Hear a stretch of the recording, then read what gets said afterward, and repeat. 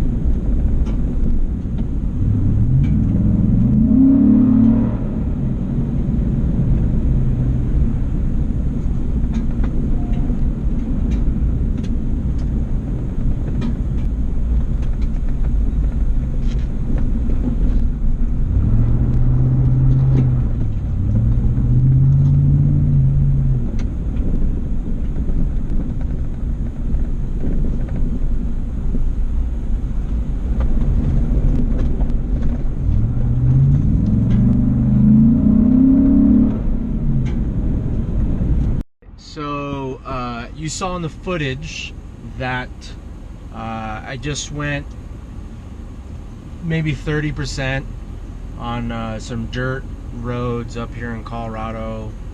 Probably about 30-45 minutes. So I wanted to give immediate feedback of the difference that I noticed in the 2014 compared to my Gen 1. I did this a little bit longer than I did in my Gen 1, but I did do, or my Gen 2, but I did do it in my Gen 2. So the immediate feedback is a couple items. Thank you. One is, the first and foremost is throttle response. In the Gen 2, I was able to get sideways pretty easily and immediately on a lot of those turns. Now, it's definitely probably a comfortability factor and how I've only driven, thank you, I've only driven 250 miles in this truck, okay? After spending a whole year in the Gen 2. So you really have to put the pedal down to the floor to get sideways in this truck. That was the first thing that I noticed. Is this guy backing up? Alright, well, your reverse lights don't work, buddy. Your reverse lights don't work. So that was the first thing that I noticed immediately. Was like trying to be foolish, and again, I didn't go that fast. I was being responsible. There's some houses on the trail, but in the Gen 2 I was able to get sideways really easily. I did get sideways in this Gen 1. It felt somewhat controlled, just like the Gen 2. It just wasn't as easy to do it. The other thing that I noticed was this truck has 74, almost 74,000 miles on it, and the shocks have never been rebuilt. It's the OE shocks. Phenomenal. I mean, it didn't feel as bad as I thought it was going to be compared to the live valve shocks. To be candid, it sort of felt the same. I didn't feel any more or less different with the shocks, right? Maybe it's a novice in me, and again, I wasn't pushing that hard, and I only did it once in the Gen 2, but it didn't feel any different to me. Another thing is, I thought I was going to feel the suspension a lot more because it hasn't been rebuilt, and it's almost 74,000 miles, and it didn't. It felt just fine. It actually feels even better on the road compared to the Gen 2, but on the dirt, a little bumpy time to time, it felt really good. So that's great. And then the third thing that I really noticed when I got down the hill, brakes. I mean, I had to go almost pedal brake all the way to the floor just to get to a dead stop. So the brake fade is drastic compared to, look at all the deer, compared to the Gen 2. Now, I don't know if that's specifically the calipers or the brake pads, but you know, this has 74,000 miles. I don't know the last time the brake pads were changed, so that very well could be an easy fix. And even so, getting better brake pads could be an easy fix that I potentially will do later down the road. But yeah, I just wanted to give my direct feedback on sort of the three biggest things that I noticed. One last thing that I wanted to say, my Focus RS and a lot of the cars that I've had in the past, you hear a lot of rattling, right? Let me get this bottle out, and then my point will be even more clear. There was no rattling. There's nothing loose, like the plastic's not, you know, shaking, rattling, and I was going off-roading. The only noise you could hear if I keep the audio and the video was this bottle shaking in the door. This metal top, it's a metal bottle actually. And so it was shaking in the door, hitting the plastic. That was it. So the build quality on this thing is phenomenal. Phenomenal. To have almost 74,000 miles, 6 years old. I know it wasn't off-roaded very much, but I mean, super smooth, very responsive. Shocks still feel really good for having those many miles. But anyways, I'm getting a little long-winded here. I just wanted to give you my direct feedback after taking the truck off-roading a little bit, and it was great. I love it. I am so happy with this purchase. It is a lot slower, right? The throttle response goes hand in hand with the horsepower and the torque. Being up in elevation, you're losing a little bit of horsepower too in a naturally aspirated engine. But you know, I didn't get this truck to be the fastest truck on the market. That's 100% the Gen 2. I got this truck so I can build it for Baja trips, for Wyoming trips, for Moab trips, and just trips with the family, right? Like, it doesn't have to be off-roading specific. Like, this has a lot of room. It's super comfortable. Has a lot of the nice amenities, seat warmers, seat coolers, things like that. But anyways, just wanted to show you that first off-roading vehicle in the truck. I'll give you a quick glimpse on the outside once I get home of the dirt, how dusty it is. But yeah, that's it. I really appreciate everybody swinging by, watching the videos. Now that I have this truck, I'll be posting, and my daughter is already born, I'll be posting a lot more often. So really appreciate it.